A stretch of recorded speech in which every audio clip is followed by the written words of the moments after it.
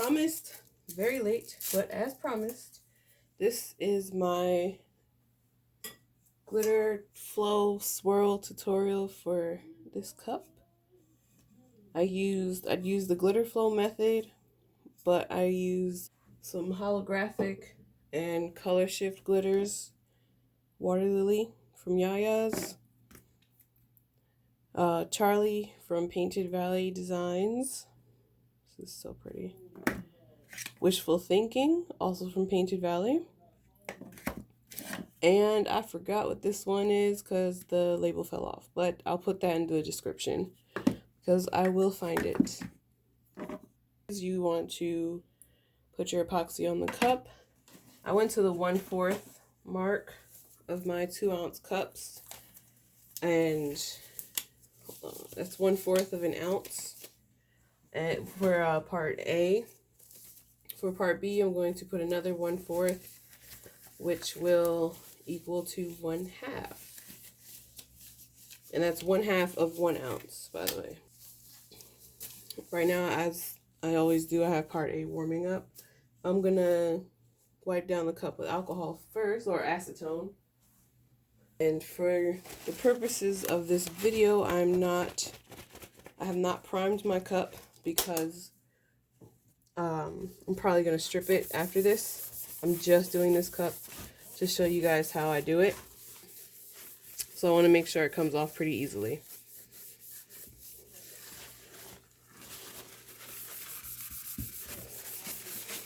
And this is also a cup that I've stripped previously with I forgot what I had on here, but it was another experiment. And I didn't even clean it up all the way. As you can see, the blue remnants still.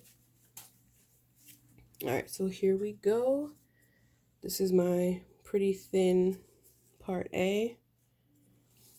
I usually like to let this cool down for a couple of seconds before I put in part B, otherwise it gets too hard too fast.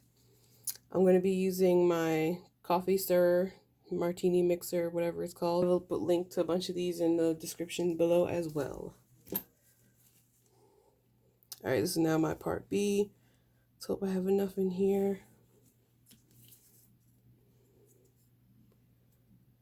Let's see, I want to get it to 1/2.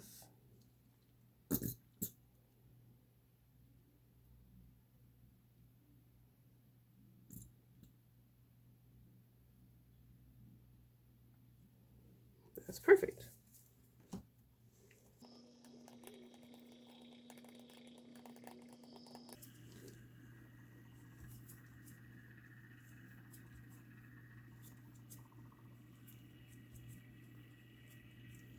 And this is just me getting it all in the cup.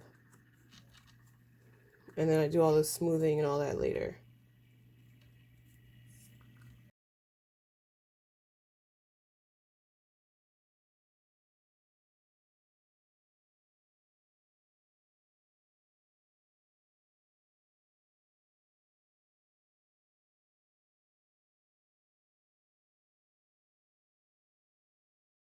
For this glitter flow, I'm not using the amount of epoxy that people usually use. For the flow part, if you're doing a regular glitter flow or any kind, I guess, you want to use a pretty thick layer of epoxy because you want it to move when it's heated. But for some reason, I really like the results when I don't let it have that little cushion of movement, that little extra cushion of movement. I don't have my usual tray, so this is what we're going to use for now. And you can start off with whatever color you prefer. I'm just going for one.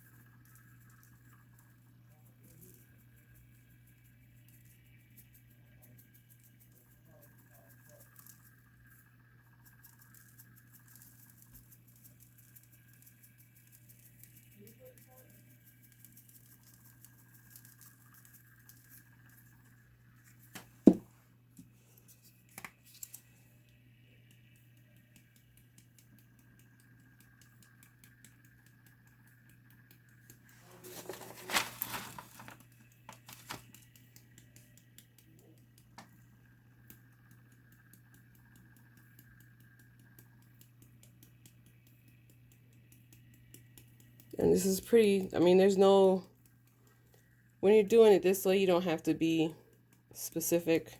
You don't have to have a set design and style because it's all going to be shifted anyway. So I'm kind of just dumping stuff on here.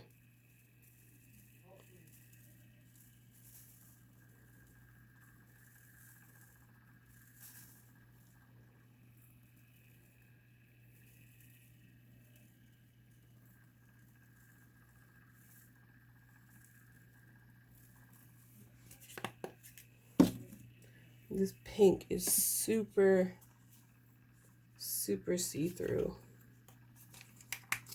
So I'm going to add a little more in kind of randomish spots.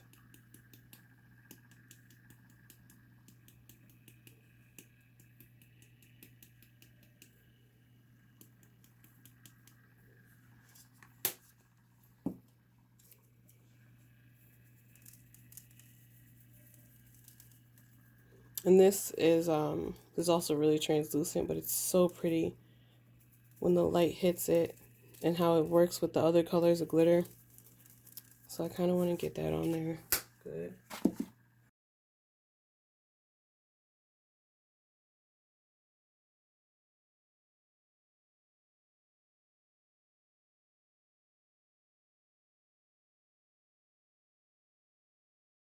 Now I want to point out, I don't know if you can see the movement.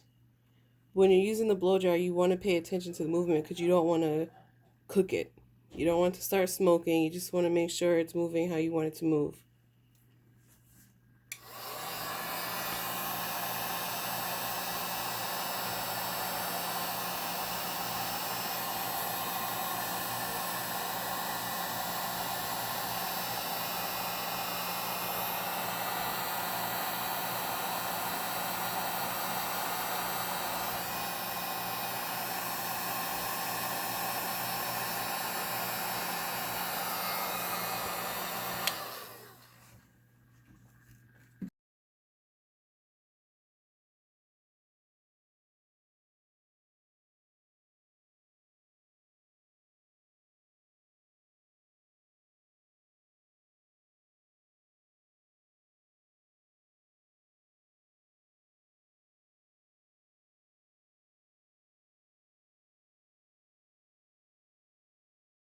And that's it. I'll be back tomorrow to show you what it looks like when it's dry.